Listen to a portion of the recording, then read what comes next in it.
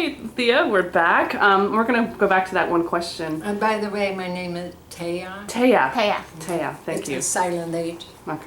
Thea. Yeah. In one word, what does art mean to you? Oh, art. The only word I can think of is life. And when I elaborate on that, life itself is a creative process from the time of conception. Mm-hmm.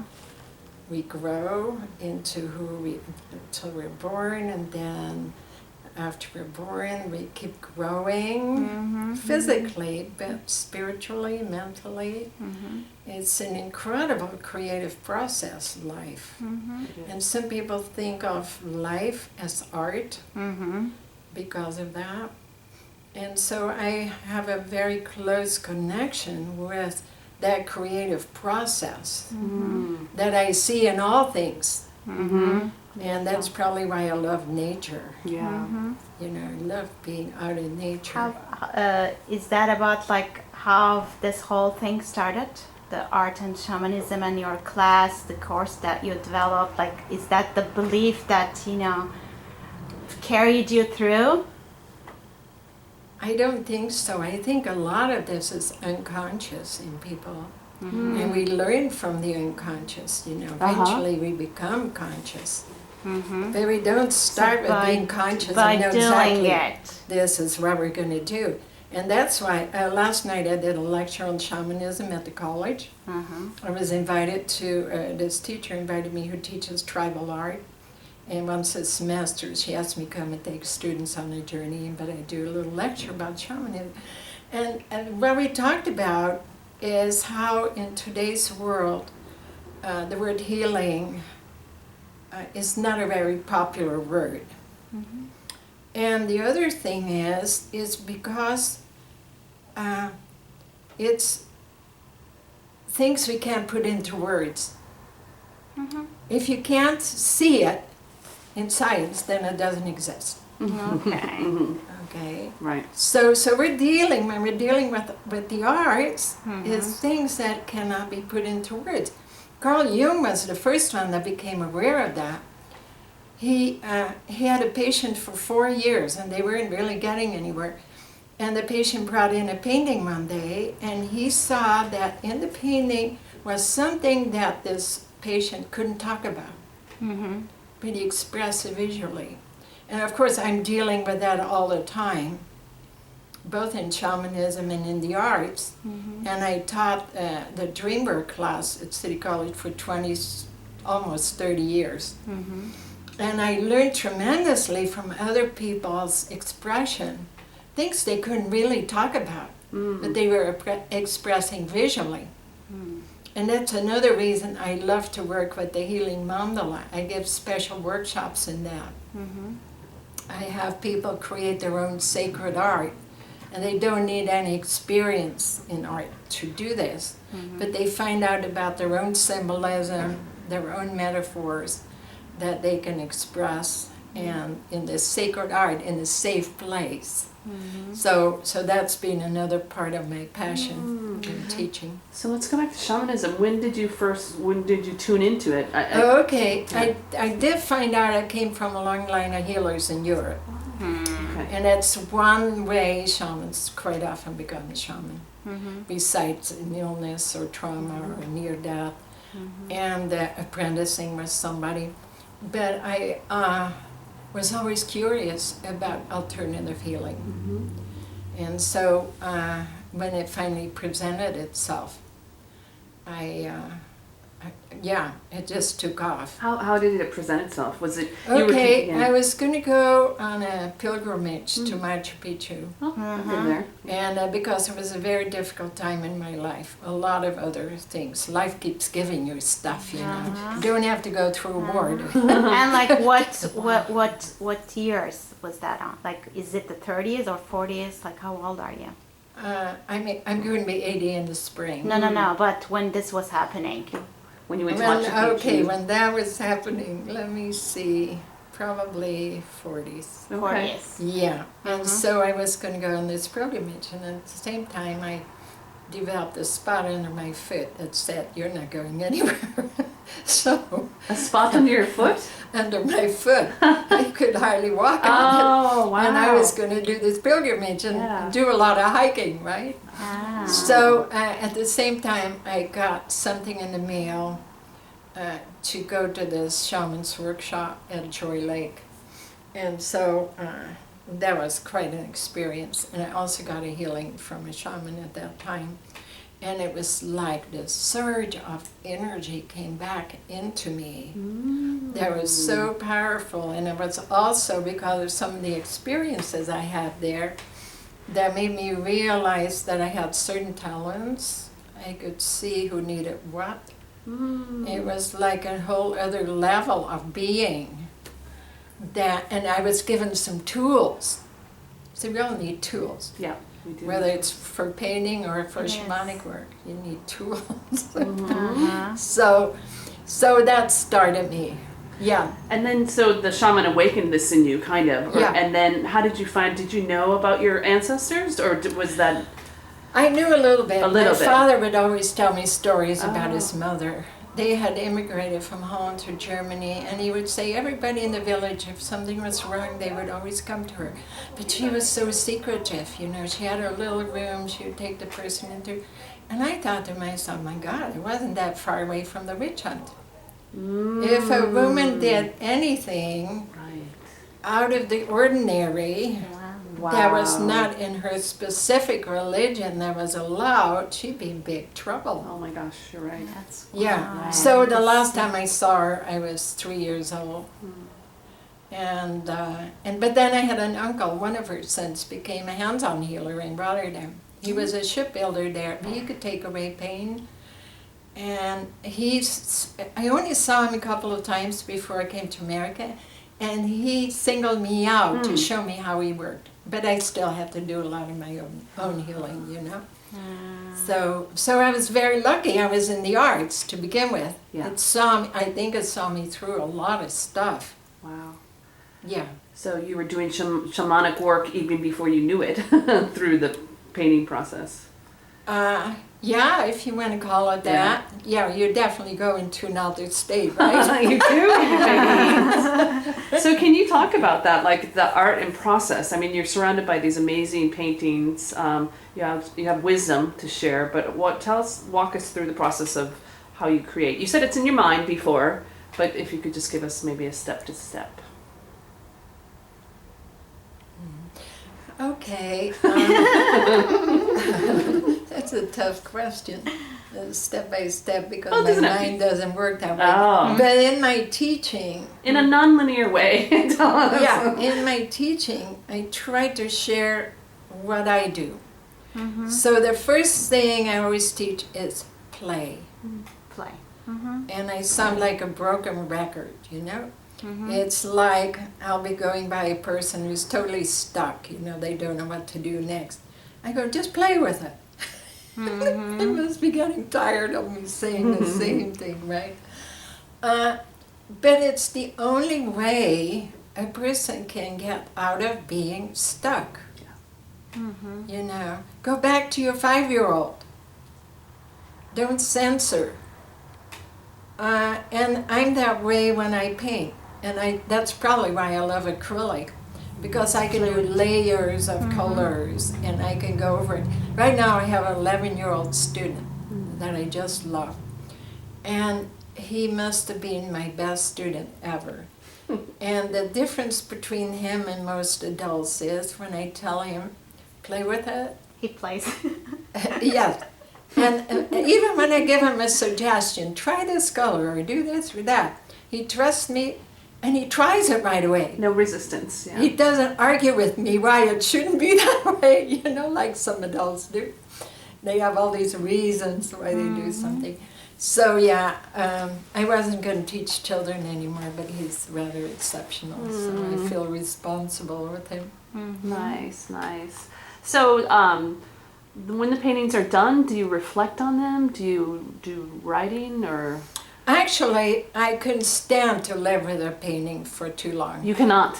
No, Oh, okay. no, I put them away. Oh, Yeah, Interesting. and Some, of course, I just finished, I did another touch-up on that one. I put it away for a while, got it back out, I realized I had to change some things, and I'm finally done.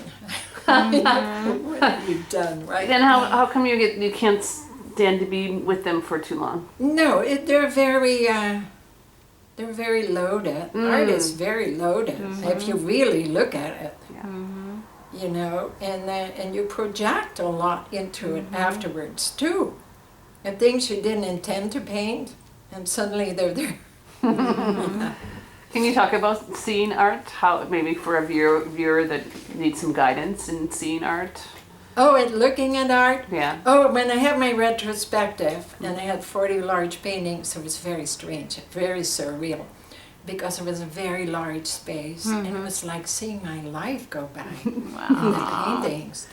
But then it was also very interesting to see who would be attracted to one painting and what their interpretation was, because everybody sees something different. They have their own projections. So, some people in that painting of the wind over there, they see, some people see a dead body in the meadow way back in there. With the bear? Yeah. And then there's a bear, and some there's people a don't dead see body. the bear at all. Interesting. I see the bear right now. Yeah. And the dead body right in the middle. It's so clear. Oh Wow. my God. And to me, it's not a dead body. It's somebody at rest in nature. Oh. And so you see how extreme the interpretations can be. And then there were snakes flying around in there. And for some people that would be very frightening. And for others, they're the healing snake. And so you get all this different information. And even for myself, if I look at that one for a long time, all these things start coming to me. And that painting is very rich, and it's also a favorite with a lot of people. Yeah. So I thought, okay, I would like to have it here for a little while after the show came down. And for a little while, yeah. Is that one of the recent ones that you painted, or no? That one is about 8 years ago. Yeah. Do you feel that paintings hold a psychic resonance? So like Machu Picchu, when people visit it, they project. Does it hold the viewer's psychic resonance? Right, Yeah. definitely. Yeah. Yeah, because the artist. Now, this is interesting. We're in the first place on a painting. I usually don't do competitions. Yeah. But I was helping out this gallery, and I won this first place. And the person who was a judge, he had worked at the MOLA, Museum of Latin American Art here in Long Beach. And he said to me, that particular painting, he said, it goes beyond the artist. It starts to have a life of its own. It becomes more universal. So when I teach my dream painting class, I try to put people in touch too, where they can amplify their images.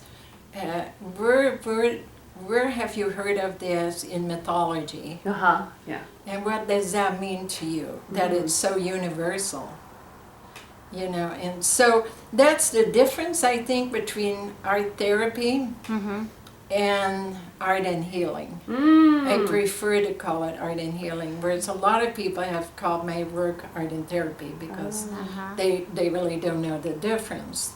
Because I try to get the student beyond just the personal, To the universal. to get a bigger picture of their own issues. Well, isn't it in some way the furthest you go on a personal level, you hit the universal and come up? It's kind of like a circle, right?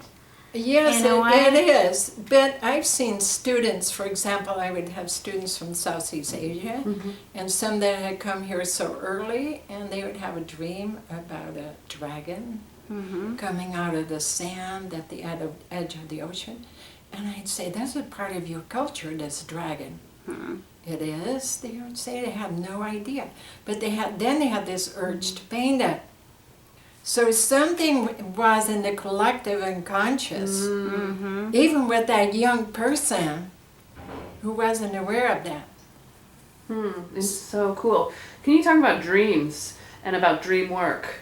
What's your style of dream work and dreams and those archetypes like Again, that evolved very slowly. I was very fortunate. A close friend of mine had read Creative Dreaming by Patricia Garfield, and she started a dream group way back, 35 years ago. And we would meet with a group of artists, poets, writers, singer, painter, and a dancer. And we would spend a whole day together on dream work, listening to each other's dreams and giving each other a little bit of feedback. And out of that, I had become very stale. I had gotten my master's in drawing and painting, and I couldn't think of anything anymore. I knew all these techniques. I could do anything.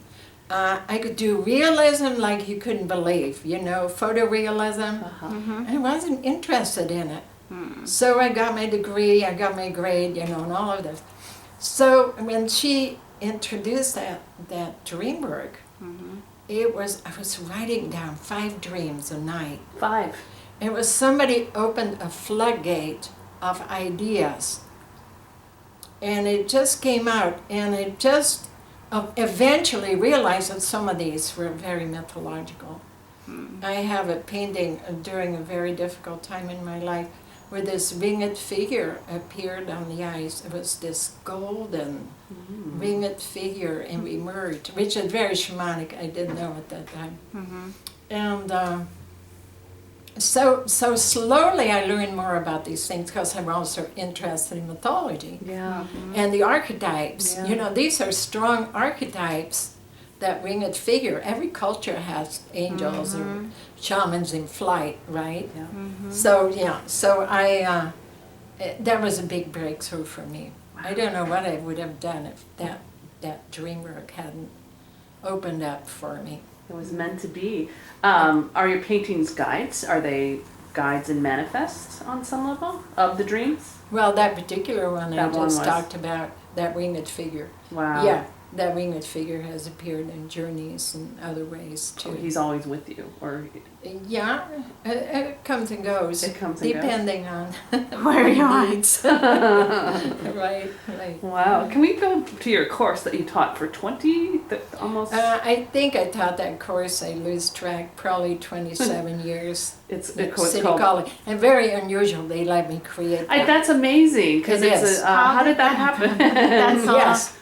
It just happened because at the time they needed to introduce some new classes, and they were at their wits' end of what are they going to do. I was teaching also fashion illustration in the other department, in the fashion department. So you were already in there. So easy for me to do these things, to teach people to draw. So I happened to be taking a life drawing class because I love to work from a model. And I brought some of my slides of my dream paintings to class. And all these students are around me looking at these. You paint these from your dreams. They're fascinating. So they had a department saw this, like, what's going on here? And he said to me, would you like to teach that class? Wow. And I'm going, oh my God, how do you teach a class like that? So I was doing it. So I really started, and about that time I was introduced to Carl Jung, so which gave me some information about how he worked with dreams. So it's something that was beyond just how I did it. So anyway, and it was very successful, the class, just really successful. So you developed the curriculum and wow, that's fascinating. Yeah, developed the whole thing. Oh, we did so many things. We even did performance art finally, and we would use people's dreams. Oh, I love it. Yeah. Wow. So yeah. Can you share a breakthrough that you saw in one of your students, a story? Oh God, I get it constantly. Yeah. People coming back saying, you changed my life. And I'm thinking, I wonder how I did that. And I think with most of these students, it was, okay, this is what happened with myself when I painted that golden winged figure. It's a very large painting. It's on my card now. And I was, okay, where am I going with this? When I was painting it, Yeah. I realized, okay, I have to paint this image because that energy stayed with me. It was so powerful. And while I'm painting it, because a difficult time in my life, and drudgery and things are pushing you down, I suddenly realized I have this other life. It's not just this